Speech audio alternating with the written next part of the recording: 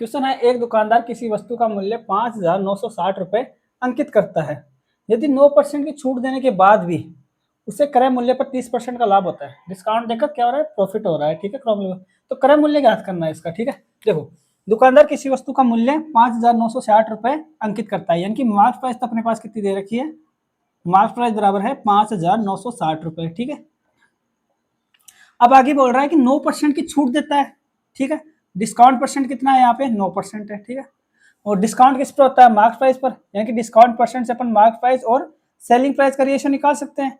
Discount अगर 9% है तो मार्क प्राइस सेलिंग प्राइस का रेशियो कितना हो जाएगा, अगर मार्क प्राइस अगर 100 माने तो सेलिंग प्राइस 100 पर कितने की छूट, 9% की छूट, मतलब 91 हो जाएगी सेलिंग प्राइस।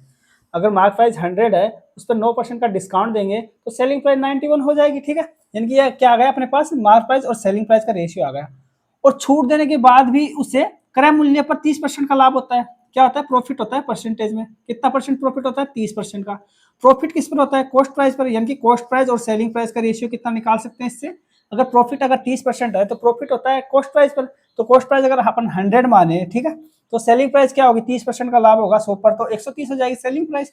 यहाँ से अपन कॉस्ट प्राइस और सेलिंग प्राइस का रेशियो क्या आ जाएगा, बिंदु से बिंदु कट जाएगी, 10:13 आ जाएगा।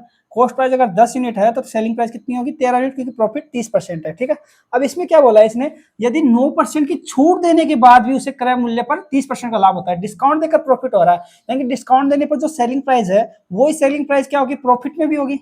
डिस्काउंट देने पर उसे, डिस्काउंट देने के बाद भी उसे 30% का लाभ हो रहा है, डिस्काउंट देकर प्रॉफिट हो रहा है, यानी कि जो इसमें सेलिंग प्राइस है वो सेलिंग प्राइस, ये सेलिंग प्राइस होगी। ठीक है, यानी कि अपन ये सेलिंग प्राइस और ये सेलिंग प्राइस एक ही होनी चाहिए। ठीक है, डिस्काउंट देकर प्रॉफिट हो रहा है। अब देखो अपन यहां से क्या निकाल सकते हैं, मार्क प्राइस, सेलिंग प्राइस और कॉस्ट प्राइस का रेशियो निकाल सकते हैं इससे और इसका यूज करके। मार्क प्राइस सेलिंग प्राइस का रेशियो 191, यहाँ से कॉस्ट प्राइस और सेलिंग प्राइस का रेशियो 10:13 है, तो इससे अपन मार्क प्राइस, सेलिंग प्राइस और कॉस्ट प्राइस तीनों का एक साथ रेशियो निकाल सकते हैं। कैसे निकालेंगे, देखो मार्क प्राइस सेलिंग प्राइस का रेशियो कितना है, 100:91 है। ठीक है, और अपने को दे रखा है सेलिंग प्राइस और कॉस्ट प्राइस का रेशियो 13:10 है, तो सेलिंग प्राइस 13 है, अनुपात कॉस्ट प्राइस 10 है।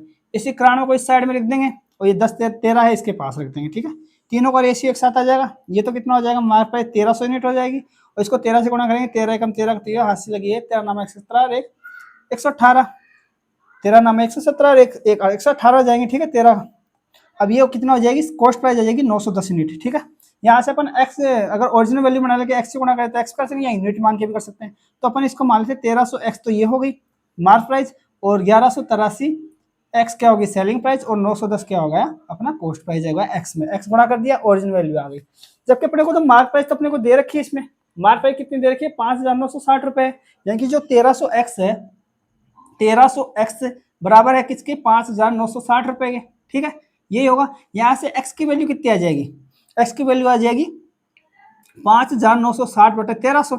ठीक है, यही होगी एक्स की वैल्यू, ये आ गई। अपने को चाहिए क्या, क्रय मूल्य चाहिए, क्रय मूल्य कितना है, 910 एक्स है, तो 910 एक्स की वैल्यू निकालने के लिए दोनों तरफ 910 से गुणा कर देंगे, दोनों तरफ 910 से गुणा कर, इधर आ जाएगा 910 एक्स जो कि क्या है कॉस्ट प्राइस, बराबर होगी किसके, 5,960/1300 इंटू 910 रुपए। ठीक है, अब इसको सोल्व कर लेते हैं, ये बिंदु से ये बिंदु, ये बिंदु से ये बिंदु, 13×7=91 हो जाएगा, 7 में चला गया।